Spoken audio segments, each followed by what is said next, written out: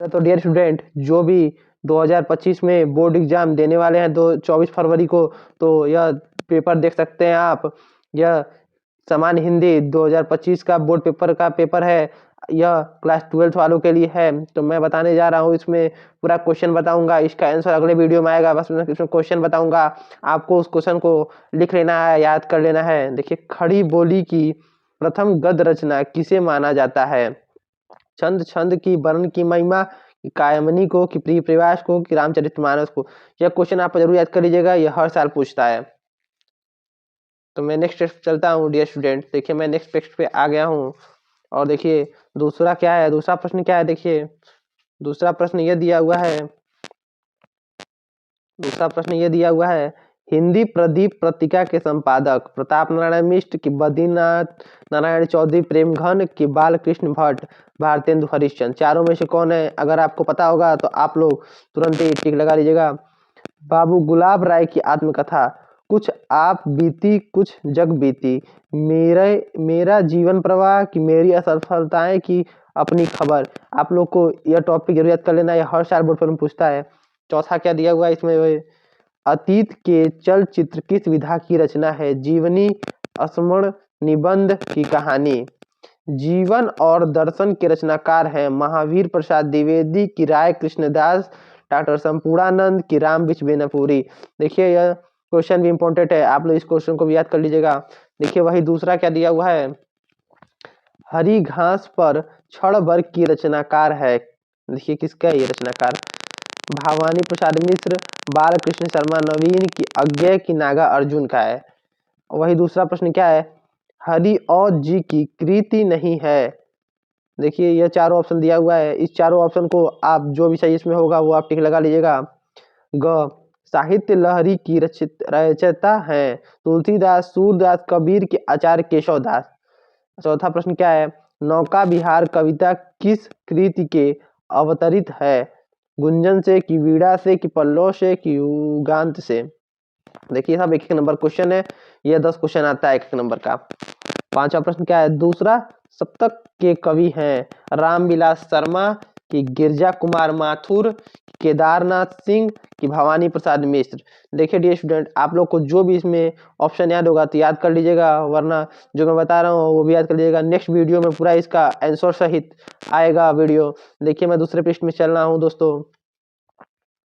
देखिए मैं तीसरे नंबर क्वेश्चन पे आ गया हूँ डियर स्टूडेंट। तो देखिए तीसरा नंबर क्वेश्चन क्या है, दिए गए गद्यांश पर आधारित निम्नलिखित प्रश्नों के उत्तर दीजिए।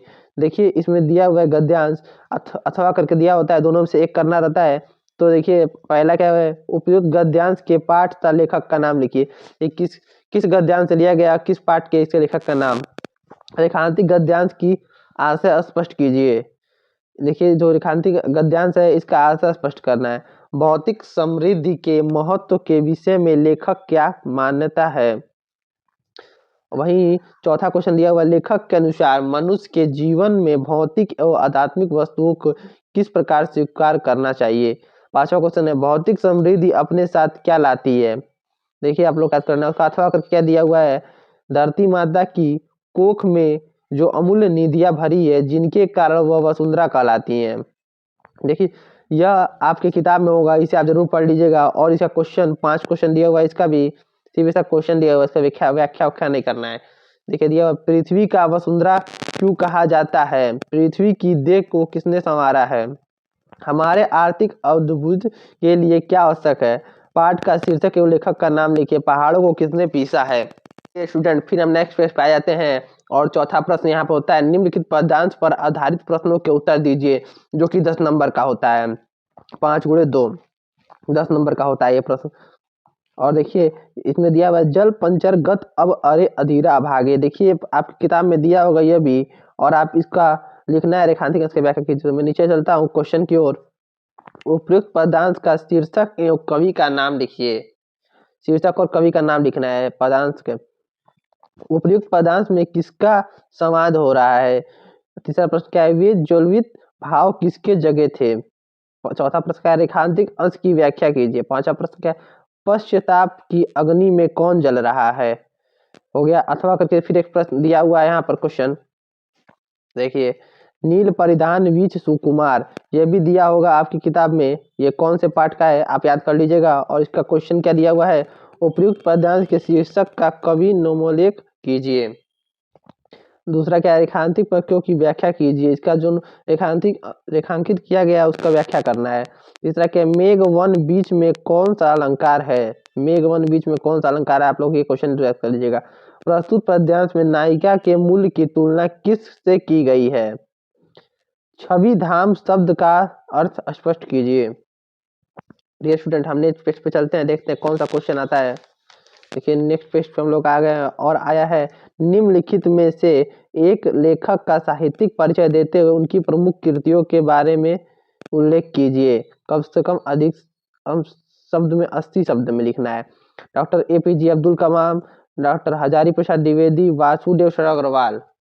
आपको तीनों मेरे यूट्यूब चैनल पर मिल जाएगा, मैं डिस्क्रिप्शन में लिंक दे दूंगा इन तीनों का। और दूसरा क्या है, निम्नलिखित में से किसी एक कवि का साहित्यिक परिचय देते हुए उनकी रचनाओं का उल्लेख कीजिए।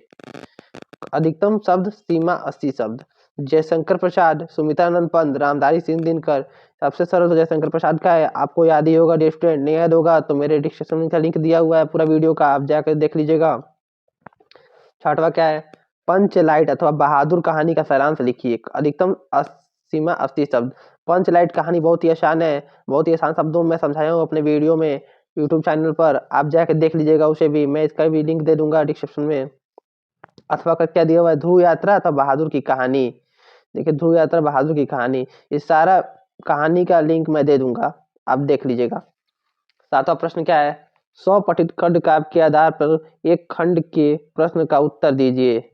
अधिकतम सीमा 80 शब्द। देखिए ये हर स्टेट का अलग अलग होता है। रश्मि रथी तो इसी स्टेट का है, रश्मि रथी का पंचम सर्ग आप लोग यह जरूर याद कर लीजिएगा। देखिए खंड क में आ जाते हैं। खंड ख में दिए गए संस्कृत गद्यांशों में किसी एक संदर्भ सहित अनुवाद लिखिए। देखिए ये दिया महापुरुषों लौकिक वाला, ये किताब में है आपके, इसका आप लोग पूरा ही याद कर लीजिएगा। संदर्भ सहित अनुवाद करना है, आप लोग इसका अनुवाद पूरा याद कर लीजिएगा। ख कर क्वेश्चन क्या दिया हुआ है, देखिए ख कर क्वेश्चन दिया हुआ है, दिए गए श्लोक में से किसी एक का संदर्भ हिंदी में अनुवाद कीजिए। देखिए 2 श्लोक है, आप लोग दोनों श्लोक याद कर लीजिएगा, जरूर एक श्लोक आएगा। डियर स्टूडेंट मैं नेक्स्ट पेज पढ़ता हूँ।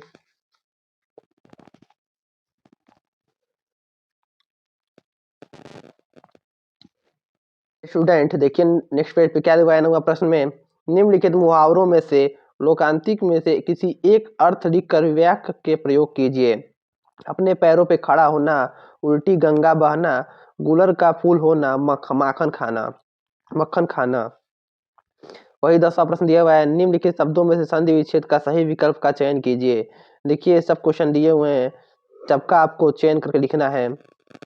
वही फिर हम आ जाते हैं ख क्वेश्चन पे, दिए गए निम्नलिखित शब्दों में से विभक्ति के वचन के अनुसार सही विकल्प का चयन करें। देखिए आप लोग को इसमें से सही विकल्प का चयन करना है, कौन सी इसमें आत्म में कौन सी विभक्ति कौन सा वचन है, अनामने में कौन सी विभक्ति कौन सा वचन है। वही आपको 11वां प्रश्न है, निम्नलिखित शब्दों में से युग्म के सही अर्थ चयन करके लिखे। जलद जलद, देखिए इसका क्या होगा युग्म शब्द, आप लोग देख लीजिएगा।